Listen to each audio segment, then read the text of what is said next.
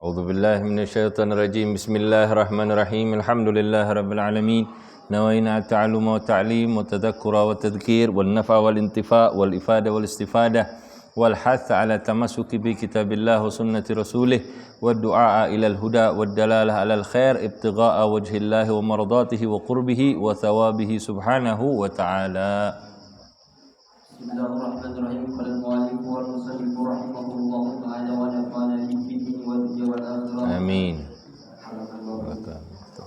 Fa in alima al-muridu annahu la yastaqimu qalbuhu wa la yaslamu dinuhu illa bitajarrudi anil mali wa anil asbabi al-battata lazimathu dhalika.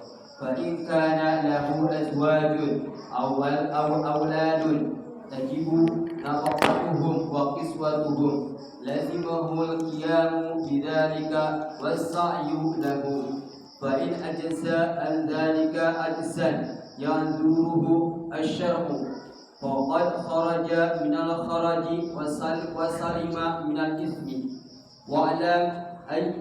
واعلم أيها المريد أنك لا تقدر على ملازمة الطاعات ومجانبة الشهوات والإعراض عن الدنيا إلا بأن تستشعر في نفسك أن مدة بقائك في الدنيا أيام قليلة وأنك أمن قريب تموت وتنسب أجلك بين عينيك في الدنيا ويستعد للموت وتقدر نزوله بك في كل وقت وإياك وطول الأمل فإنه يميل بك إلى محبة الدنيا ويثقل عليك ملازمة الطاعات والإقبال على العبادة وتجرد لطريق الآخرة وفي تقدير قرب الموت وقصر المدة الخير كله فعليك به وفقنا الله وإياك. الحمد لله. الحمد لله الذي هدانا بعبده المختار من دعانا إليه بالإذن وقد نادانا لبيك يا من دلنا وهدانا. اللهم فصل وسلم وبارك وكرم وعظم على ذات المحمدية والآل واغفر لنا ما يكون وما قد كان. سبحانك لا علم لنا إلا ما علمتنا إنك أنت العليم الحكيم. ربي اشرح لي صدري ويسر لي أمري واحلل عقدة من لساني يفقهوا قولي. أما بعد. Alhamdulillah, segala puji kehadirat Allah Subhanahu wa taala, zat yang maha baik. Dia Allah Subhanahu wa taala pada saat ini telah memberikan kepada kita semua tanda-tanda untuk kita menjadi orang-orang yang baik, orang-orang yang Allah inginkan untuk mendapat keberkahan dari Allah Subhanahu wa taala, dengan buktinya bahwa pada kesempatan kali ini Allah masih mengizinkan kita untuk datang ke tempat ini untuk memuji Allah dan Rasul-Nya, untuk mengingat-ingat tentang kematian, untuk mengingat bahwa kelak kita akan kembali kepada Allah Subhanahu wa taala, dan itu semua merupakan tanda-tanda kebaikan daripada Allah Subhanahu wa taala, dan tanda itu wajib bagi kita untuk mensyukurinya. Salawat dan salam semoga senantiasa tercurah kepada baginda Rasulullah sallallahu alaihi wasallam, makhluk yang paling mulia yang telah Allah wujudkan di alam dunia ini sebagai pedoman, sebagai panutan, sebagai penunjuk jalan bagi kita untuk kita mengenal Allah, untuk kita senantiasa bersama Allah, dan untuk kita senantiasa ingat bahwa kita kelak akan kembali kepada Allah Subhanahu wa taala. Dan pada kesempatan kali ini kita akan lanjutkan pembahasan kitab Risalah Adab Sulukil Murid. Semoga Allah Subhanahu wa taala menjadikan bacaan kita, pembelajaran kita pada hari ini, Allah jadikan Allah bersihkan hati kita dan Allah jadikan kita mampu untuk mengikuti apa-apa yang menjadi yang ditunjukkan, yang dikabarkan oleh Al-Habib Abdullah bin Alwi bin Muhammad Al-Haddad, dan semoga kelak Allah menyampaikan kita pada kedudukan beliau sehingga kita bisa berdekatan dengan Rasulullah sallallahu alaihi wasallam dan mendapatkan kenikmatan yang hakiki, yaitu bersama dengan beliau di dalam surga Firdausil A'la. Amin ya rabbal alamin. Pada kesempatan-kesempatan yang lalu kita sedang membahas tentang fasal ini. Kadang-kadang seseorang itu diuji dengan kefakiran. Kadang kita diuji dengan kemiskinan, dengan kebutuhan hidup yang sulit, yang sempit. Tapi kemudian dikatakan oleh beliau, hendaklah kita bersyukur atas hal ini. Ini mengajarkan kita tentang bagaimana cara pandang kita terhadap dunia yang sesungguhnya. Karena normalnya orang ketika ditimpa dengan ujian, ditimpa dengan kesempitan hidup, maka dia akan merasa gundah, maka dia akan merasakan resah. Tapi diajarkan oleh Habib Abdullah Al-Haddad bahwa ketika kita ditimpa dengan hal-hal yang demikian, maka hendaknya yang pertama kali kita lakukan adalah kita bersyukur kepada Allah Subhanahu wa taala. Mengapa kita perlu bersyukur? Karena Allah Subhanahu wa taala sedikit banyak telah menyamakan keadaan kita dengan keadaan manusia yang paling dicintai oleh Allah Subhanahu wa taala, yaitu Rasulullah sallallahu alaihi wasallam. Allah jadikan dunia ini sebagai musuh, sebagai sesuatu yang dijauhi oleh orang-orang yang ingin mendekat kepada Allah Subhanahu wa taala. Demikianlah keadaan para kekasih-kekasih Allah Subhanahu wa taala, dan demikianlah keadaan daripada Rasulullah sallallahu alaihi wasallam. Mereka bermusuhan dengan dunia. Mereka tidak mengejar dunia, tapi mereka dikejar oleh dunia dan mereka tidak menghiraukannya. Maka ketika kedudukan kita disamakan bahwa dunia menjauh dari kita, itu adalah sesuatu yang perlu untuk kita syukuri. Maka bersabarlah atas ketentuan Allah tersebut. Kadang-kadang Rasulullah diriwayatkan bahwa rumahnya itu 2 bulan lebih.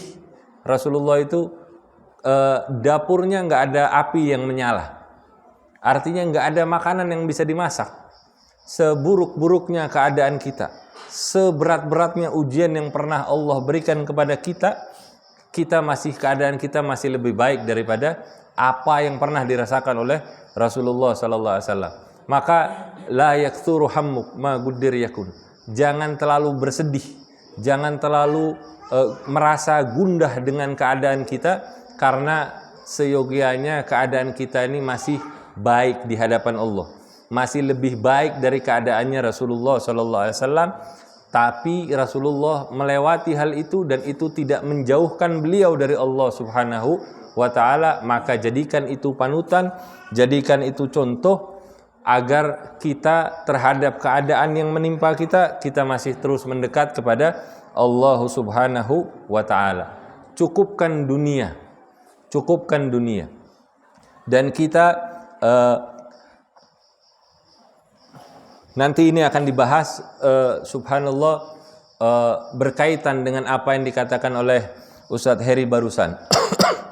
Dikatakan bahwa fa'in alimal murid, jika seorang murid mengetahui bahwa hatinya nggak bisa lurus dan agamanya nggak akan selamat kecuali dia berpisah dengan harta dan sebab-sebabnya secara totalitas, dia harus meninggalkan segala macam urusan dunia untuk menyelamatkan hatinya, untuk menyelamatkan agamanya.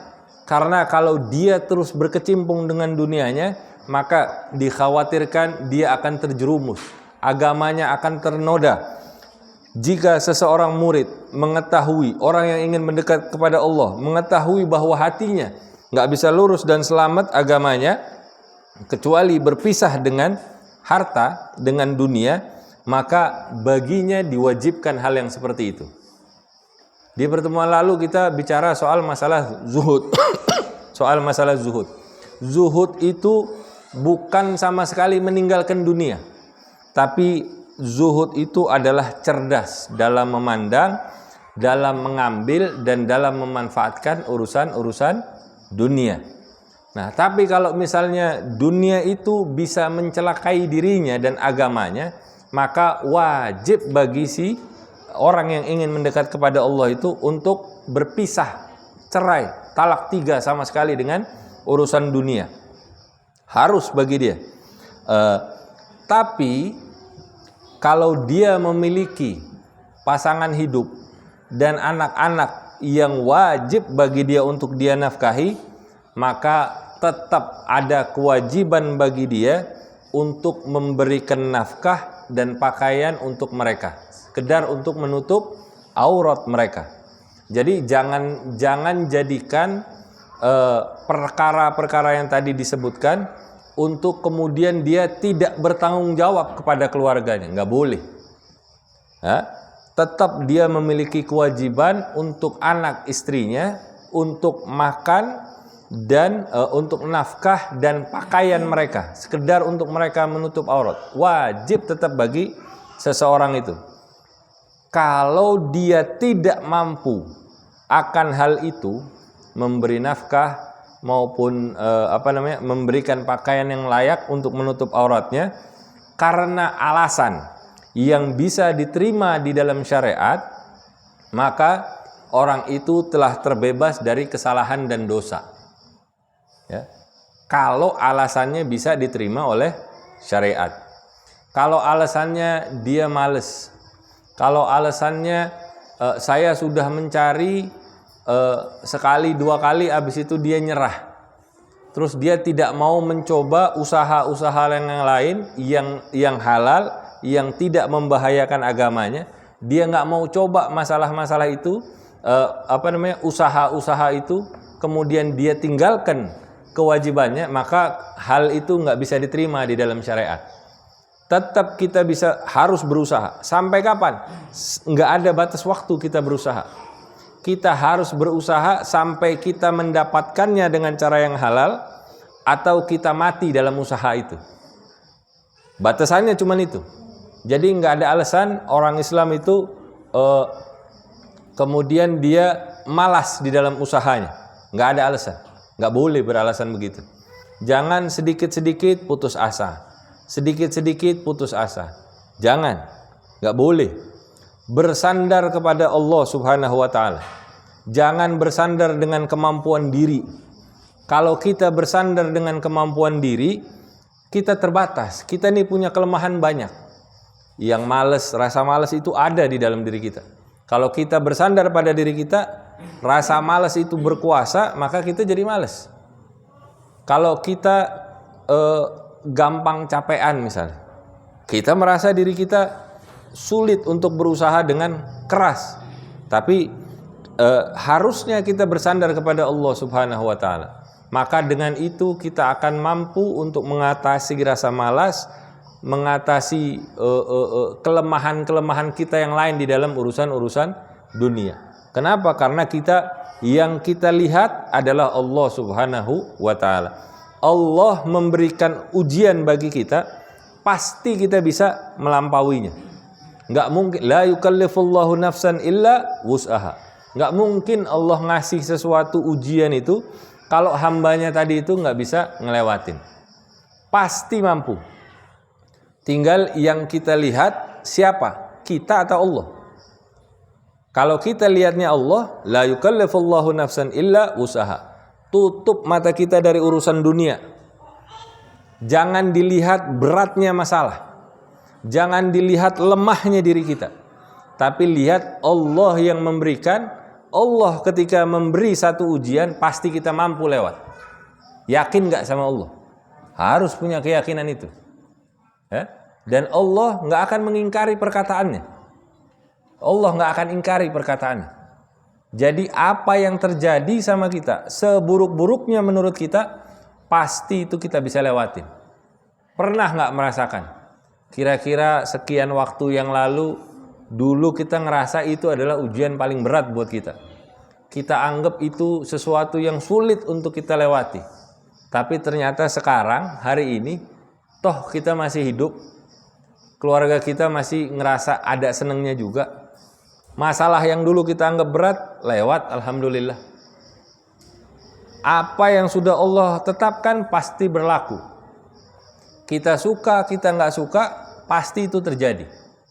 Jadi bagaimana cara kita ngelewatinya? Bersandar kepada Allah Subhanahu wa ta'ala.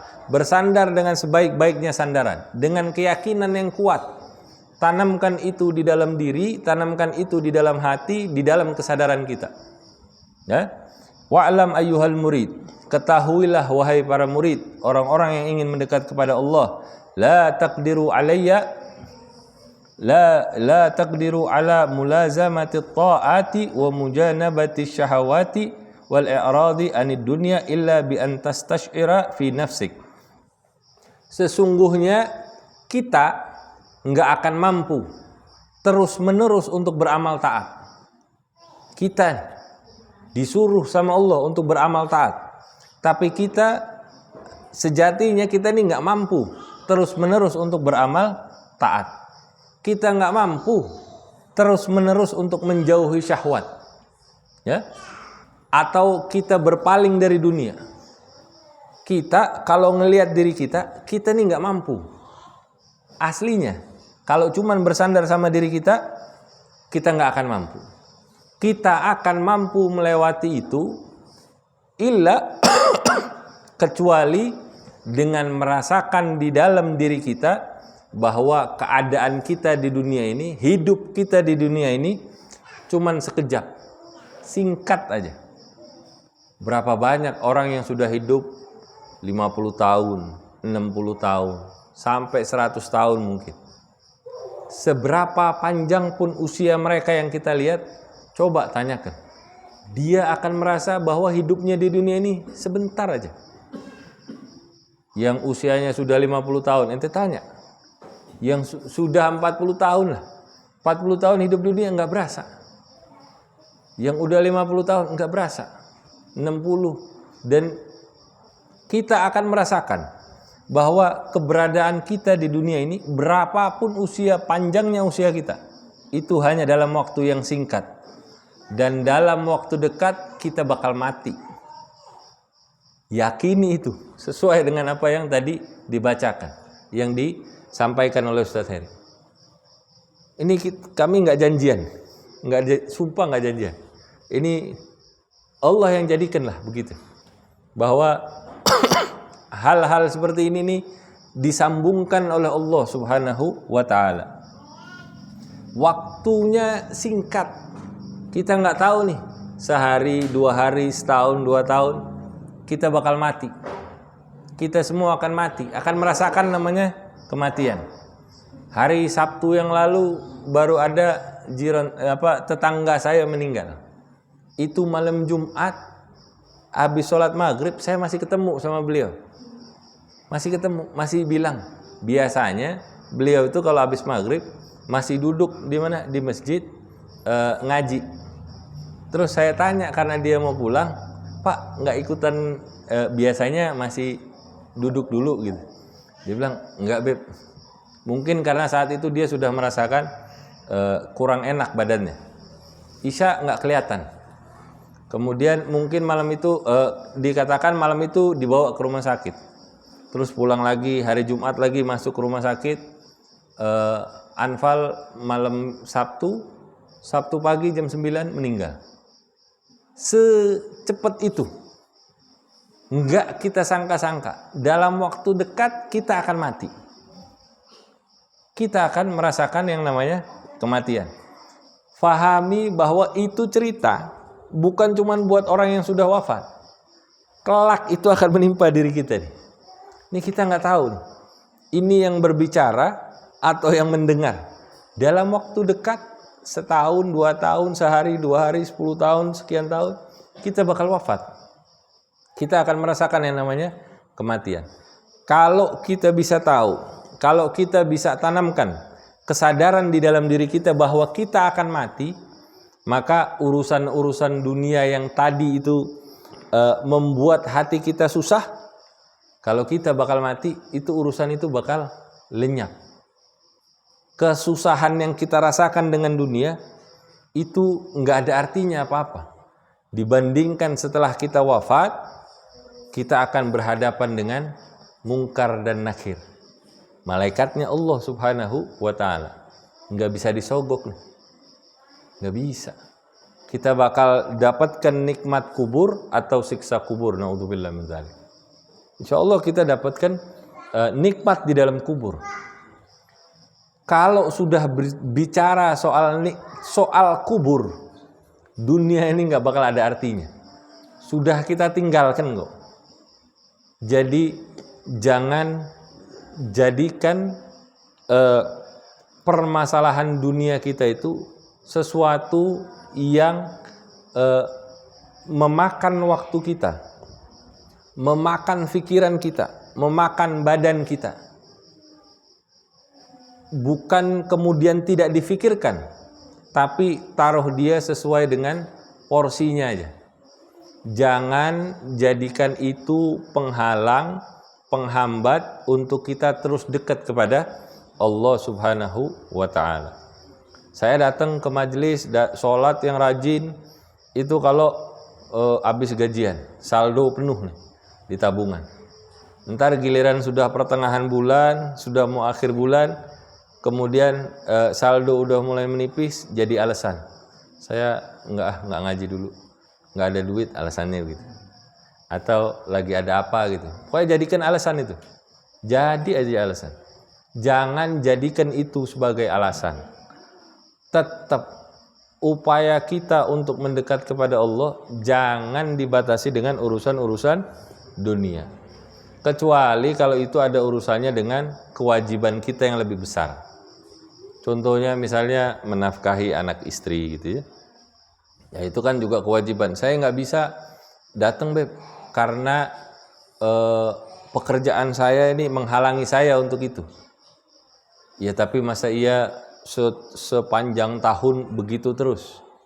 Apa iya nggak bisa diatur? Kalau emang nggak bisa diatur, nggak usah datang ke sini, nggak apa-apa. Tapi cari majelis-majelis yang lain yang sekiranya kita bisa datang. Tadi disebutkan ada berapa banyak majelis di sini? Ada 4 atau 5 bahkan lebih. Setiap malam ada, yang pagi ada. Jadi kalau nggak bisa datang malam, datang yang pagi. Nggak bisa datang yang pagi, datang yang siang. Nggak datang yang siang, datang yang sore. Pokoknya cari majelis untuk supaya kita bisa belajar mendekat kepada Allah subhanahu wa ta'ala. Maka ini resep untuk mendekat kepada Allah. Resep untuk kita tenang dari urusan-urusan dunia. Bahwa yang pertama, ingat akan kematian. Usia kita hidup di dunia sebentar. Dan kita kelak akan segera berhadapan dengan Allah subhanahu wa ta'ala. Ya? Bersiaplah untuk kematian. Dan rasakan bahwa kedatangannya bisa datang setiap saat. Jadi kita waspada. Mau melakukan maksiat, jangan sampai. Jangan sampai kita wafat dalam keadaan kita bermaksiat kepada Allah subhanahu wa ta'ala. Yang tadi saya cerita tetangga saya ini. Beliau tuh sering bilang sama saya, ya Allah Beb, untung Allah itu nggak ngambil saya di waktu saya masih muda. Karena kalau diambil dulu waktu zaman saya masih muda, dia bilang, itu saya mungkin udah ada di neraka kali Beb. Untung sekarang tuh diambilnya. Saya yang merasakan keberuntungan orang itu. Dia diambil dalam keadaan dia menjadi orang yang baik, jauh daripada keadaan dia sebelumnya. Dan seseorang itu bergantung bagaimana akhirnya. Awalnya mungkin ya jauh lah dari Allah. Banyak dari kita merasakan bahwa kita dulu juga banyak melakukan maksiat.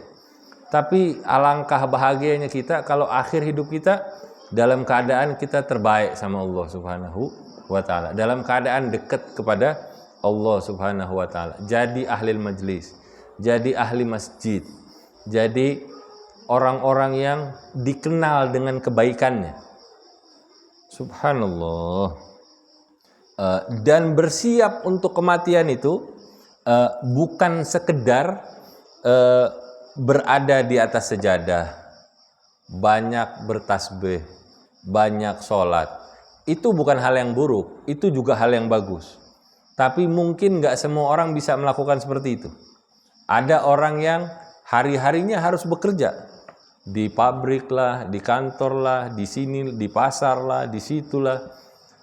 Jadikan hal-hal seperti itu dengan keniatan untuk beribadah kepada Allah Subhanahu wa ta'ala. Dengan keniatan yang baik itu, maka kita menjalani kehidupan kita sebagai bagian dari kita bersiap untuk menghadapi kematian kita. Boleh jadi kita matinya di masjid, boleh jadi kita matinya di majlis, boleh jadi kita matinya di pasar, boleh jadi kita matinya di kantor, boleh jadi kita mati di mana aja, di jalan, di mana aja. Tapi kalau itu diniatkan dengan niat yang khair, niat yang baik, lurus untuk mendekat kepada Allah, maka kematian kita itu sudah kita siapkan untuk bisa mendekat kepada Allah Subhanahu wa ta'ala.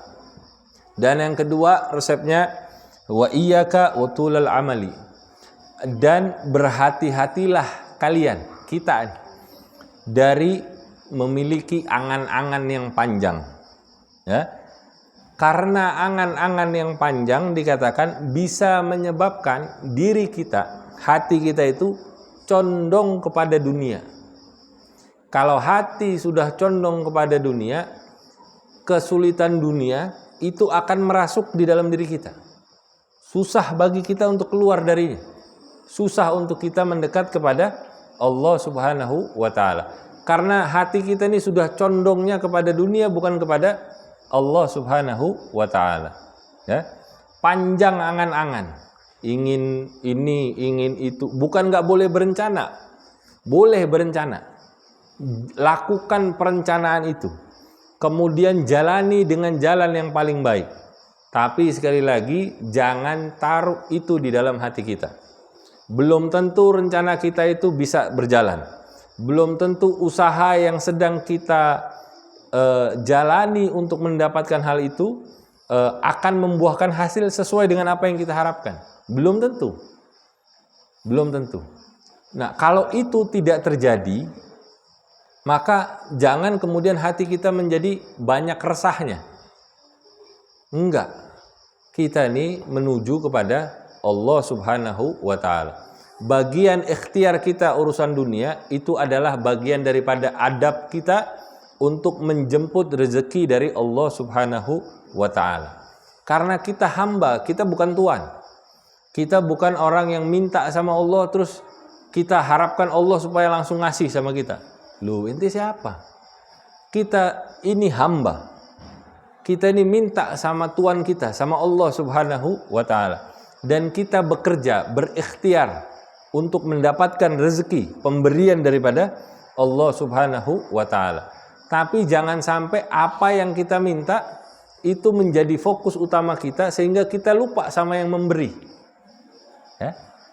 Jadi berhati-hatilah terhadap angan-angan panjang yang akan mengalihkan fokus kita dari Allah kepada cuman apa yang kita minta dari Allah Subhanahu wa ta'ala. Yang kita minta ini kan sekedar urusan-urusan dunia, selain daripada urusan-urusan akhirat. Hati-hati dari panjang angan-angan, karena itu bisa menyebabkan diri kita condong kepada dunia, dan itu akan memberatkan diri kita dalam berbuat amal taat. Orang kalau pikirannya udah dunia nih, sholatnya ya buru-buru. Di dalam sholatnya yang dia ingat bukan Allah. Yang dia ingat urusan dunianya tadi. Wah, ini harusnya saya begini, saya begitu. Pas saat sholat itu kan paling enak ya. Karena fokus kita tenang. Tapi celakanya di dalam sholat kita, di dalam ketenangan kita itu yang kita pikirkan masih dunia. Bukan sang pemilik dunia, Allah Subhanahu wa ta'ala. Jadi condong kepada dunia tadi itu akan memberatkan diri kita dalam berbuat taat. Maka hati-hati terhadap itu. Tempatkan dia sesuai dengan porsinya. Hal itu juga akan memberatkan kita dalam melakukan banyak amal ibadah. Orang kalau udah sibuk sama dunianya, habis sholat langsung jalan. Udah nggak pakai lagi zikir. Udah nggak ada lagi sholat sunnah. Mau diajak ke majelis misalnya, enggak lah, urusan dunia dulu. Mau diajak ziarah misalnya, mengingat kepada kematian, males nih. Untuk hadir acara haul misalnya, untuk hadir acara maulid misalnya, untuk hadir majelis-majelis ilmu, males nih. Susah baginya untuk berbuat amal taat, dan itu cinta kepada dunia tadi itu akan membuatnya mengucilkan diri dari berjalan menuju kepada akhirat. Mengucilkan diri akhirnya artinya dia nggak ikut di dalam rombongan orang-orang yang ingin mendekat kepada Allah. Dia sendiri aja. Urusan saya dunia nih. Teman-temannya yang lain urusannya akhirat. Dia akhirnya terasing dari orang-orang yang ingin mendekat kepada Allah Subhanahu wa taala. Dan ini kadang-kadang menjangkiti sebagian daripada kita. Udah lama saya nggak hadir majelis misalnya. Udah lama saya nggak hadir majelis. Mau hadir lagi kira-kira malu nggak? Kadang-kadang tuh hingga perasa malu. Karena dia sudah mengucilkan dirinya. Dan ini godaan setan. Jangan diikutin. Kalau emang kita mau hadir satu kegiatan yang baik, maka lawan rasa itu. Kadang-kadang kita merasa tadi males, malu, segala macam, dilawan. Datang. Paling kita datang, malunya kapan sih? Pas mau datang itu doang. Giliran udah datang, jangan juga orang yang baru datang kemudian dibilang, tumben nih, kemasukan jin apaan? Kok datang tiba-tiba? Jangan digituin. Orang itu sedang mendatangi satu hal yang baik, melawan keburukan yang ada di luar sana, itu sudah satu hal yang baik. Jadi kita jangan jaga mulut kita nih, jangan sampai kita menjadi penyebab orang itu jauh dari Allah Subhanahu wa taala. Ya, hati-hati. Dua hal ini. Satu, mengingat mati, dan yang kedua, jangan terlalu panjang angan-angan. Karena dengan melakukan hal yang demikian, itu merasakan dekatnya kematian dan waktu yang singkat tadi itu, di dalamnya terdapat seluruh kebaikan. Sehingga kita tidak akan terlalu condong kepada dunia. Sehingga kita nggak akan terlalu merasa resah terhadap dunia yang tidak kita dapatkan. Dan kita juga tetap berusaha melakukan yang terbaik untuk yang bisa kita lakukan dalam urusan dunia kita nih, tapi itu kita warnai dengan keniatan untuk mendekat kepada Allah Subhanahu wa taala. Maka lakukanlah hal ini, waffaqanallahu wa iyyak. Semoga Allah Subhanahu wa taala memberikan kepada kita semua taufiknya, petunjuknya, hidayah dari Allah Subhanahu wa taala. Semoga kita menjadi orang-orang yang tertuntun di jalan Allah Subhanahu wa taala, dan kita berusaha melakukan yang terbaik untuk mendekat kepada Allah Subhanahu wa taala, dan semoga Allah menjadikan usaha kita yang demikian sebagai sesuatu yang kelak akan kita syukuri di hadapan Allah Subhanahu wa taala. Kita diperkenankan untuk masuk di dalam surga Firdausil A'la bersama dengan Allah, bersama dengan Rasulullah, mendapatkan kenikmatan memandang wajah Allah Subhanahu wa taala.